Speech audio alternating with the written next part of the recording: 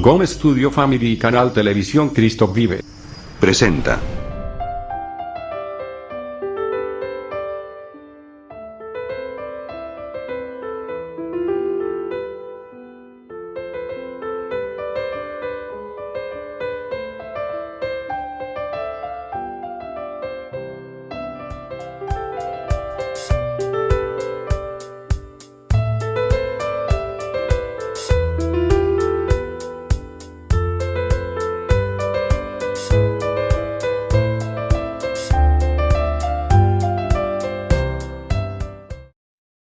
Nous ouvrons la Bible dans le psaume 31,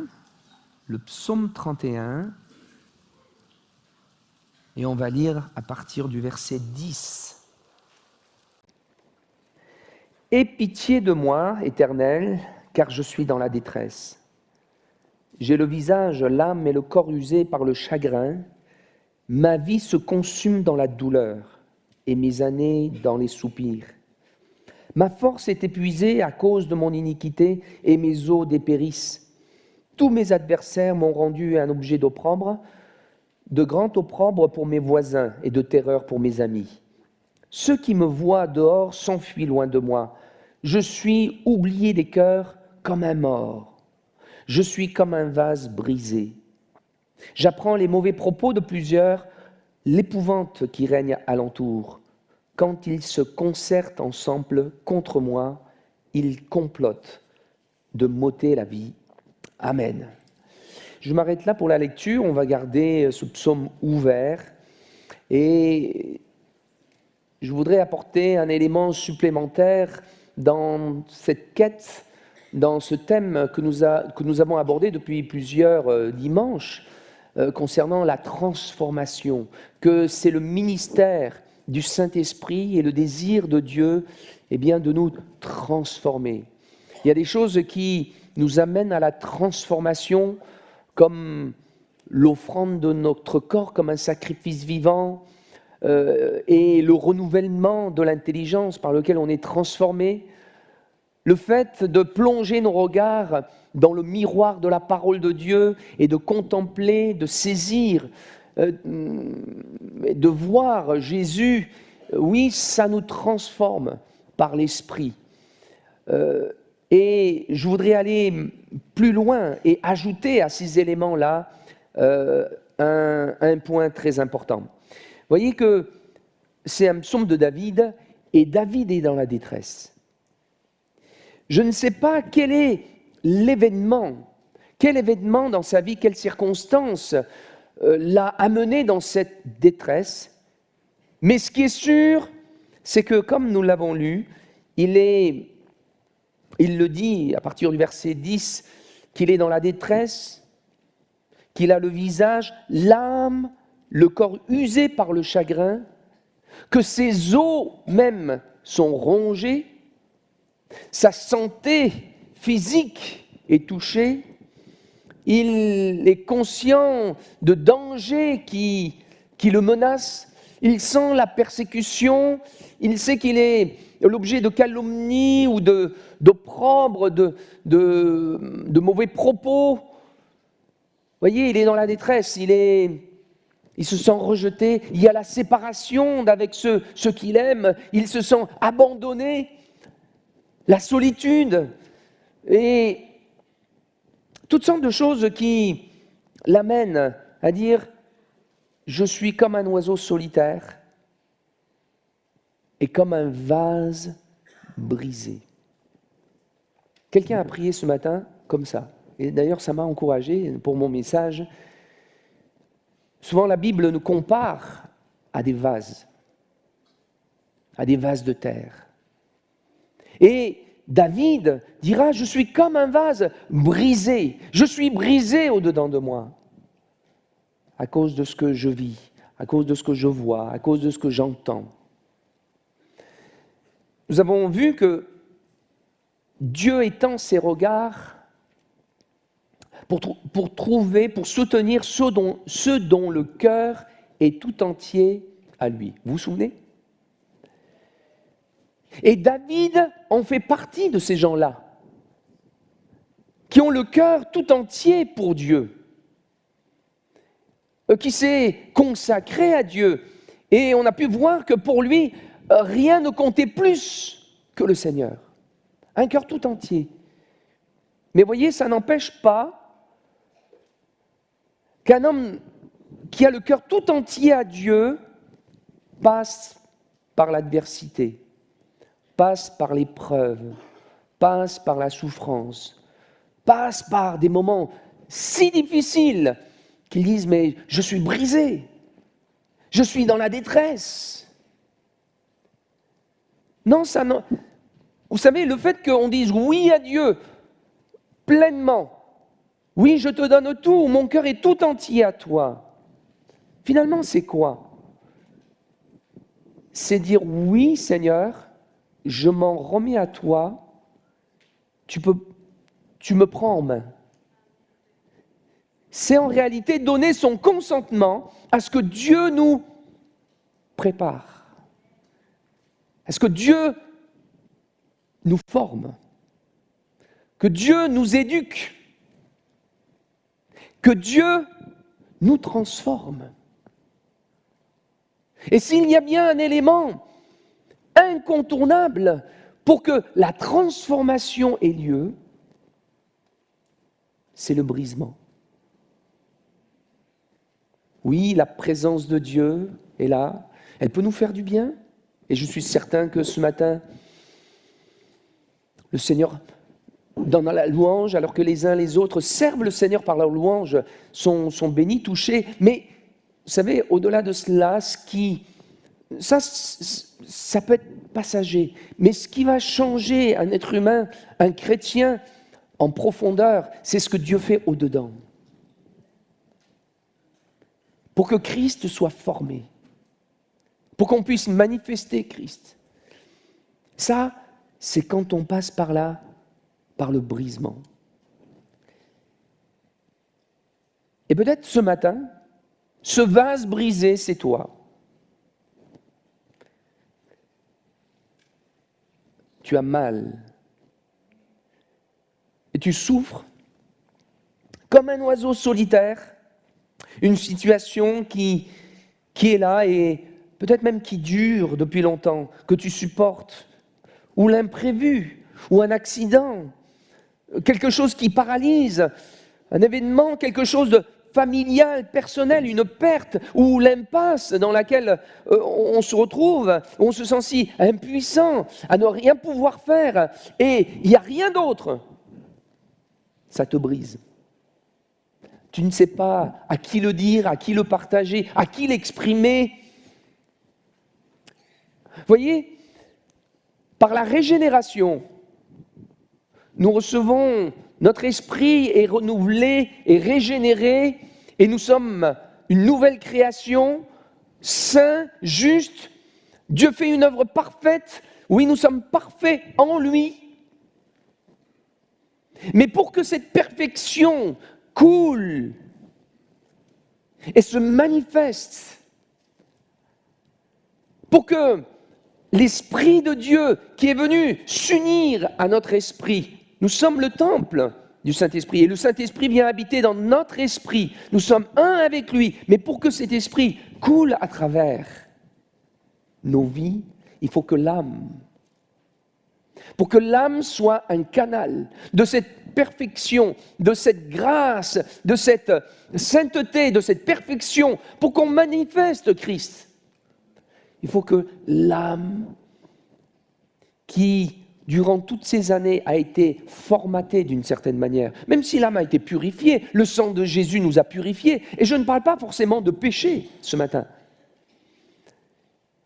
Il faut que cette âme soit remodelée, soit maîtrisée, pour que nous puissions marcher par l'Esprit, pour que nous ne continuions pas à vivre de nos habitudes d'avant, de nos réflexes d'avant, de nos références d'avant, de nos repères d'avant, mais pour que nous puissions marcher selon la parole de Dieu, selon la volonté de Dieu, selon le cœur de Dieu. Il faut que l'âme soit brisée. C'est en cela que nous sommes de l'argile entre les mains du divin potier.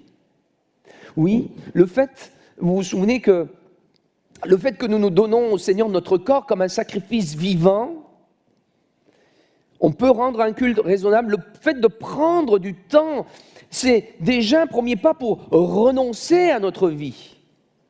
Parce que c'est souvent la vie qui nous prend tellement de temps et qui nous empêche de nous approcher de Dieu. Et je dirais que, oui, bâtir un autel et avoir une vie qui se consacre à la présence de Dieu, c'est le premier élément de notre consécration à Dieu. Et que dans ce cadre, que la parole de Dieu alors qui se révèle vienne nous renouveler notre intelligence. Mais il est certain, pour que sa parole se révèle, pour que nous le saisissions et pour que nous le comprenions, et pour que nous, véritablement, on laisse le Seigneur œuvrer en nous, il y a besoin que l'âme soit brisée, pour qu'on ne vive plus selon l'âme, mais que nous puissions vivre par l'Esprit. Sans parler d'événements particuliers, je dirais que la vie nous brise. Vous ne trouvez pas? La vie nous brise. Quand les choses nous échappent. Et je pense que tout chrétien sincère a un jour dit, dans un moment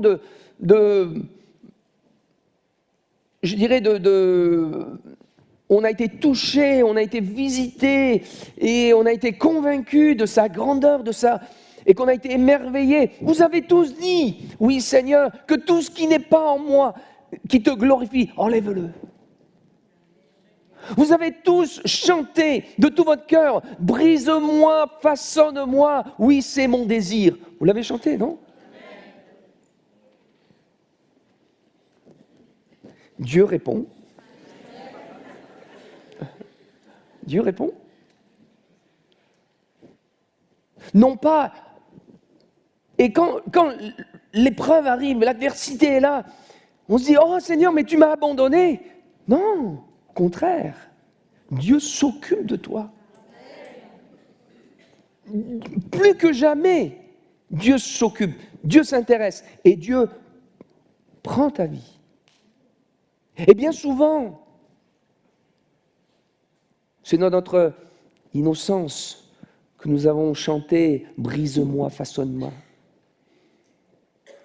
Mais en avançant, plus on connaît Dieu, peut-être moins on le chante. Ce chant-là. En tout cas, d'une manière inattendue, par là où on ne s'y attend pas.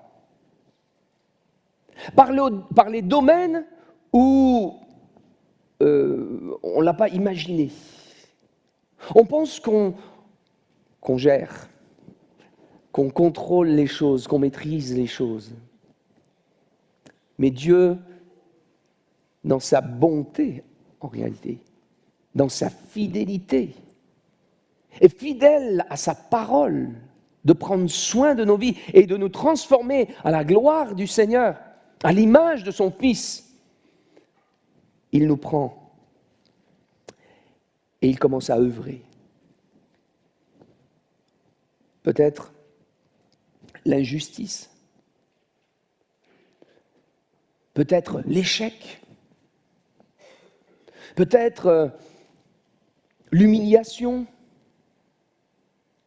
handicap, en tout cas toutes sortes de choses qui peuvent surgir et qui viennent te paralyser, qui viennent te bloquer et tu ne peux rien faire.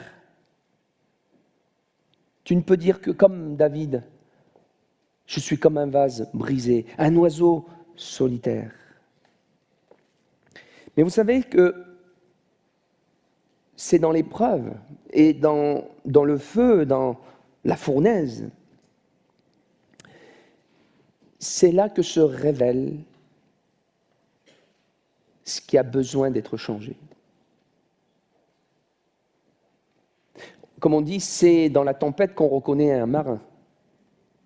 Ah, moi aussi, j'ai fait un petit peu de voilier, comme ça. Quand il fait beau, le soleil, la mer est calme. Mais si la mer est agitée, je laisse ça aux professionnels.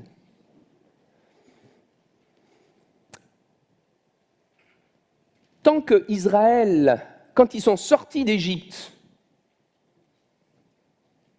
et qu'ils ont vu l'armée de Pharaon être engloutie, ah là, ils ont dansé, ils ont chanté, gloire à Dieu. Myriam avec son tambourin, ils ont tous ensemble chanté à la gloire de Dieu. Mais non, 3 jours après, il n'y avait plus d'eau. L'eau était amère, à Mara. Le soleil frappait, c'était le désert. Quand les choses ne se passent comme prévu, comme voulu, et c'est là qu'ils ont commencé à se plaindre, à murmurer, à se révolter contre Dieu. C'est dans le feu, c'est dans l'épreuve, c'est dans le désert que se révèle ce qu'il y a dans le cœur. Vous voyez, c'est dans le désaccord qu'on connaît quelqu'un. Pas quand on est tous d'accord.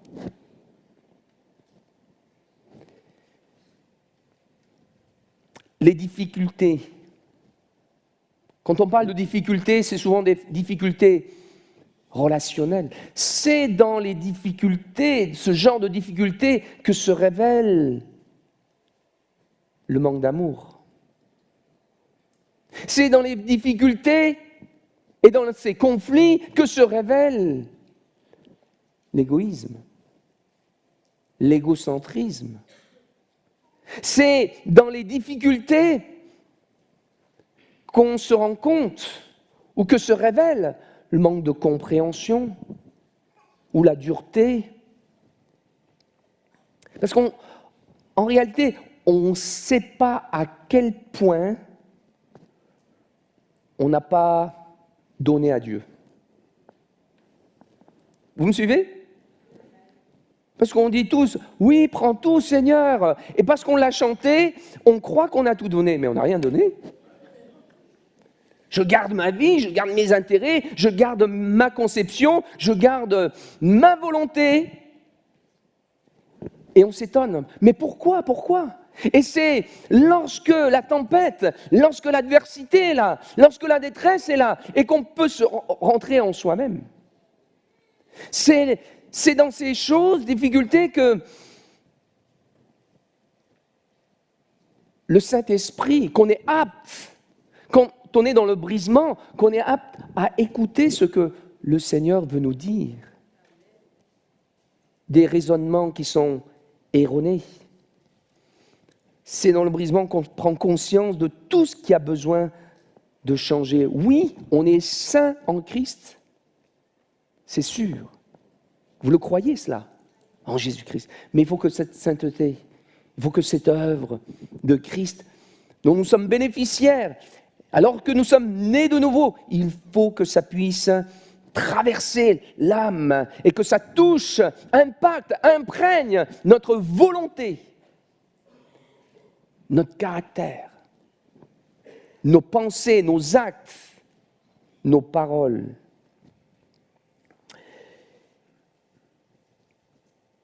Le brisement, ce n'est pas une question de juste une semaine d'épreuve. Parce que si je considère la vie de David, vous connaissez toutes ces années de cavale, de fuite devant le roi Saül. Mais ça ne s'est pas terminé là. Même quand il est parvenu à la royauté, tous les problèmes familiaux, même son échec, même sa chute, l'histoire avec Amnon, son fils, l'inceste d'Amnon, l'histoire, la révolte de son fils, Absalom. Pensez pas que ces choses-là, les enfants qui tournent mal, ça brise. Ça ne s'est pas arrêté. Et ça m'a fait penser à Jésus qui a dit « Celui qui veut me suivre, Celui qui veut être mon disciple, qui renonce à lui-même, qu'il se charge de sa croix et qu'il me suive. Sachez que la croix n'est pas juste un élément ponctuel dans l'échelle du temps. Ça y est, moi je suis passé par la croix, j'ai compris la croix. En fait, qui se charge de sa croix et qui suive Jésus. La croix, c'est un instrument de torture. C'est un instrument de mise à mort. Mais mise à mort du vieil homme, oui, de la chair. Suivre Jésus, c'est tout au long de notre vie. Aussi, parfois, il y a des personnes qui se disent « Ah, après cette épreuve, je vais pouvoir respirer. » Et une autre arrive. C'est jusqu'à ce que, finalement, on l'accepte. Le thème de mon message, c'est « Accepter le brisement pour la transformation ». Accepter la mise à mort du moi.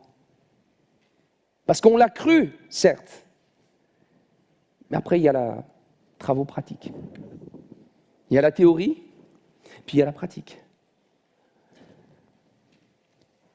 Mais il faut savoir que la vie naît de l'expérience de la mort. La vie véritable coule, naît du verbe naître, et bien du renoncement, du brisement, en fait de la croix. Vous voyez, quelqu'un qui a été brisé, qu'est-ce que ça a comme résultat? Je dirais qu'il devient humble. Il devient humble. Il devient dépendant. Il prend conscience de sa suffisance, en fait. Et celui qui est indépendant, il pense qu'il est maître, qu'il peut s'en sortir. Il n'a pas besoin de personne, il est assez capable. Et si je décide, ça se fera. Beaucoup de gens pensent comme ça. Quand tu es brisé, tu réalises, en fait, c'est pas toi le maître. Tu réalises que tu n'es maître de rien du tout en réalité. C'est si Dieu le permet. Si Dieu est d'accord. On apprend à travers l'épreuve et le brisement, si on accepte le brisement, à nous référer davantage à Dieu. Est-ce que Seigneur, tu es d'accord?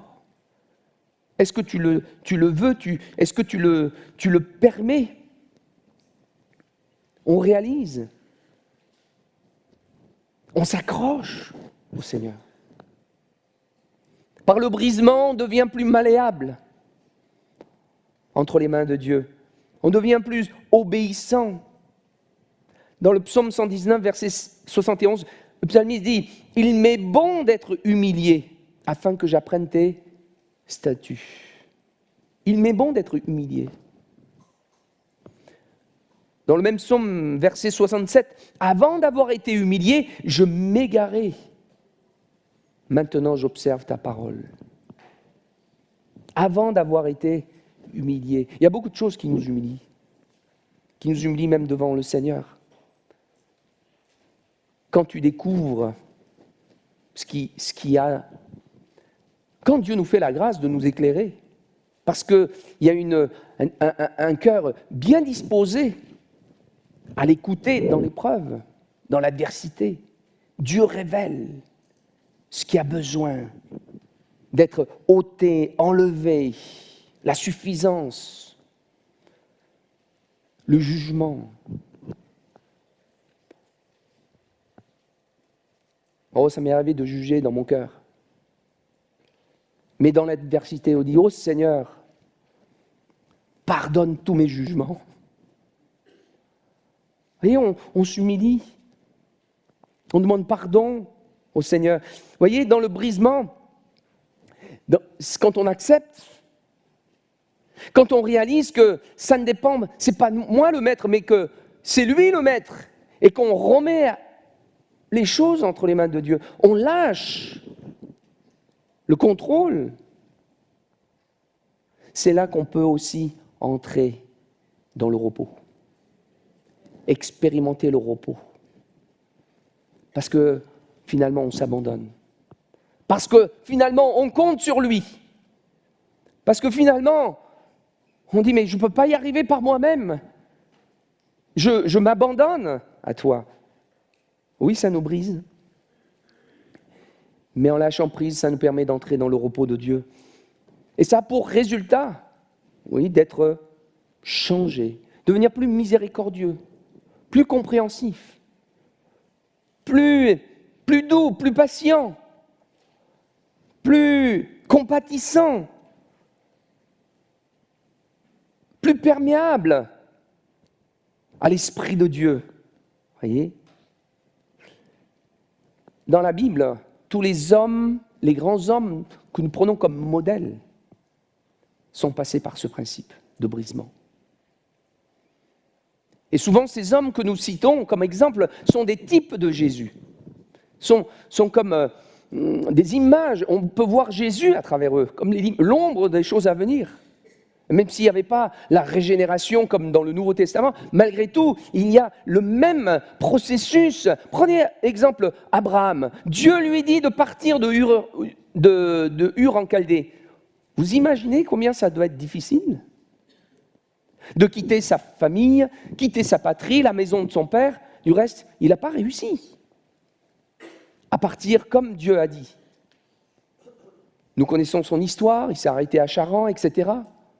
Mais si vous continuez, vous regardez sa vie, il arrive au pays de Canaan, entouré comme un étranger. Étranger, ça vous parle ? Dans un pays hostile, entouré d'ennemis, de Cananéens. Et cette attente interminable, la promesse qui n'arrive pas, dans toutes ces années d'attente.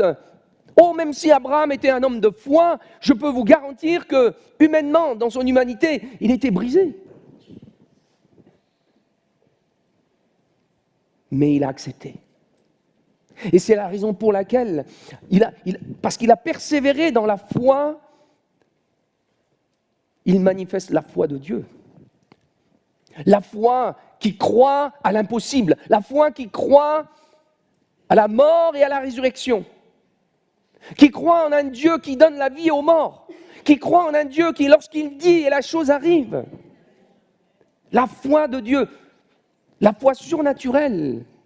Et Abraham, il est le modèle de la foi. Regardez Moïse. Lui aussi, il a été dépouillé de tout, de sa position, de sa richesse, de tous les privilèges qu'il avait dans le palais du roi. 40 ans dans le désert, loin de sa famille, loin de ceux qu'il aime, seul, avec le souvenir d'un échec, dans une incompréhension parce qu'il savait qu'il était appelé de Dieu, de la destinée en Dieu. Mais quelle est ma destinée ? Toutes ces choses ont dû briser son cœur. Toutes ces choses ont chamboulé, mais il a accepté l'éducation de Dieu. Il a choisi, la Bible dit, l'opprobre de Christ. Il a accepté ces choses-là. Il a choisi. Et il est dit de Moïse, l'homme le plus doux au monde, l'homme le plus patient, l'homme le plus humble que la terre n'ait jamais connu. Ça ne vous rappelle pas Jésus ? Et que dire de Joseph ? Joseph qui a été vendu par ses frères, trahi, humilié, lui qui était comme un prince à la maison, le chouchou de son père, il se retrouve comme un esclave, victime d'injustice, en prison. Qu'est-ce qu'il y avait à changer en lui ? Moi, je ne sais pas exactement. Mais ce qui est sûr, c'est qu'il est brisé. Ce qui est sûr, c'est qu'il souffre. Mais dans sa souffrance, savez-vous, il ne s'endurcit pas. Il ne raidit pas le cou, il ne refuse, il ne s'irrite pas, il ne se révolte pas, il ne se replie pas sur lui, il ne se rebelle pas. La Bible dit que Dieu était avec lui.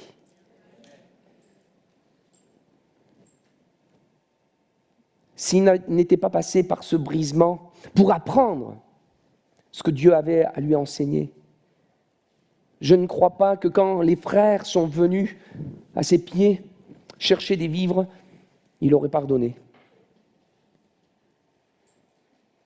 Mais pour que Joseph manifeste Christ, il est passé par tout ce temps d'éducation, de changement. Tout cela, c'est l'image de Jésus. Mais voyez, le pardon, la grâce, voyez la patience, la douceur, voyez l'amour, voyez la foi surnaturelle, la foi qui croit à l'impossible, la foi persévérante, la patience, la persévérance, c'est tout ce dont nous avons besoin aujourd'hui, plus que tous les autres miracles. C'est ça qui change les familles. C'est ça qui change les couples. C'est ça qui peut changer une église. Et au-delà des grands miracles, bien sûr que nous aspirons à voir et que nous réclamons au Seigneur, des choses qui peuvent paraître spectaculaires, mais nous avons besoin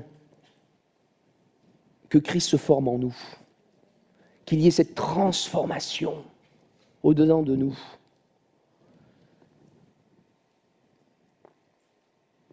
David avait compris ça, que ce qui était important, c'est de s'en remettre à Dieu et d'être, quoi qu'il arrive, d'être tout entier pour Dieu. Dans la victoire comme dans la défaite, il l'a expérimenté. Et c'est ce qu'il a communiqué à Salomon, son fils. Et ça a été la prière et le vœu de David. Mais Salomon, c'est pas ce qu'il a demandé. Et Salomon n'a jamais été brisé. Regardez comment il a terminé. Dans la déprime, dans la dépression. Saül, le premier roi d'Israël, choisi, loin de Dieu, il n'a jamais été brisé. Et lorsque on est venu le reprendre, il a raidi. Regardez comment il termine. David dit, oui, mais bon d'être humilié, afin que j'apprenne tes statuts. Oui, nous sommes des vases brisés. On crie tous, Seigneur, sers-toi de moi. Vous le dites. Je sais que vous le dites. Utilise ma vie, que ma vie serve à quelque chose. Mais si tel est le cas, eh bien, il ne faut pas trouver étrange et anormal qu'on passe par le brisement. 1 Pierre chapitre 4 verset 12 dit « Bien-aimés », et c'est ça que je voudrais que vous laissez vraiment sur votre cœur. 1 Pierre 4, 12 dit « Bien-aimés, ne soyez pas surpris, ne sois pas étonnés, ne dis pas « Ah, c'est pas normal ». Comme d'une chose étrange qui vous arrive de la fournaise qui est au milieu de vous, pour vous éprouver. Ne soyons pas surpris, ne soyez pas déroutés, ne soyez pas déboussolés. Qu'est-ce qui m'arrive? Pourquoi ceci? Pourquoi cela? Dieu vous parle ce matin. Peut-être qu'il y a des jeunes qui disent je ne sais pas de quoi il parle, ma sœur, ce matin. Hein? Mais un jour, le Seigneur vous le rappellera. Mais voyez, alors que Dieu s'occupe de nous, alors que Dieu nous forme, Dieu nous travaille, tous les hommes de Dieu, et je crois que vous êtes des hommes de Dieu, les frères, ils sont timides. Est-ce que vous êtes des hommes de Dieu? Et pourquoi la sœur, elle dit Amen? Je ne comprends pas. Elle le veut tellement. Est-ce que vous êtes des femmes de Dieu? Ah, voilà, comme d'habitude. Hein. Les sœurs, c'est toujours comme ça. Mais j'aimerais dire, Dieu ne nous a pas abandonnés. Dans nos brisements, Dieu ne dit pas, bon, je vais le torturer un petit peu et on va voir ce qu'il fait. Non. C'est pas connaître Dieu. Psaume 34, verset 18, « L'Éternel est près de ceux qui ont le cœur brisé. Il sauve ceux qui ont l'esprit dans l'abattement. » Plus que jamais, tu es dans la main de Dieu. Plus que jamais, Dieu s'intéresse à toi. Plus que jamais, Dieu a les yeux fixés sur ta vie. Dieu n'est pas indifférent. Le psaume 147, verset 3, il nous est dit, « Il guérit ceux qui ont le cœur brisé. » Et il sait ce que ça veut dire, puisque Jésus lui-même, le frère l'a lu ce matin dans Ésaïe 53, il a été brisé pour nos iniquités, écrasé. Il sait ce que ça veut dire. Mais c'est le passage obligé pour nous former, pour que Christ soit formé en nous et que nous puissions manifester Christ. On peut refuser le brisement. On peut s'endurcir, s'aigrir et être amer. Mais, j'aimerais dire, tu es appelé à quelque chose de plus élevé que ça. Amen.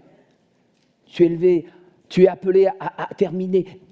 Oh, il faut comprendre le cœur de Dieu. Je pense que les parents, ils ont tous, surtout ceux qui ont des enfants, des fois ils sont malades et ils ne comprennent pas, ils ne peuvent pas parler et il faut leur faire la piqûre. Des fois, il faut leur donner un traitement, le sirop dans la bouche. Et ils ferment la bouche. Il y en a qui sont forts comme ça. Les jeunes parents. Alors on est obligé même de prendre la bouche, la mâchoire comme ça, appuyer fort pour que la bouche s'ouvre et pour le mettre. Et là, c'est le cri. Ah! Et vous voyez, qu'est-ce qu'on fait? On a peur que même les voisins disent mais qu'est-ce qu'ils font à la maison là à côté? On connaît tout ça et les enfants qui pleurent, on a mal au cœur pour eux. Ils sont coriaces. C'est pas pour leur faire du mal, pour les guérir. Il faut qu'ils prennent. Il faut qu'ils prennent le médicament, le sirop. L'enfant ne comprend pas. Pourquoi papa il est méchant? Il ne peut même pas le dire. Avec les yeux larmoyants, pleins de larmes. Hein, mais ces larmes parlent en disant « Pourquoi tu me fais ça? Tu m'aimes pas ?» Et peut-être que ce matin, quelqu'un est en train de dire « Pourquoi je passe par là? Tu m'aimes pas, Seigneur? Tu m'as abandonné. » J'aimerais te dire non. Dieu veut te former. Dieu veut que tu guérisses l'empreinte du passé, de ton raisonnement, de tes plis, de comment le monde t'a façonné. Vous savez, la repentance, métanoïa, veut dire changement de mentalité.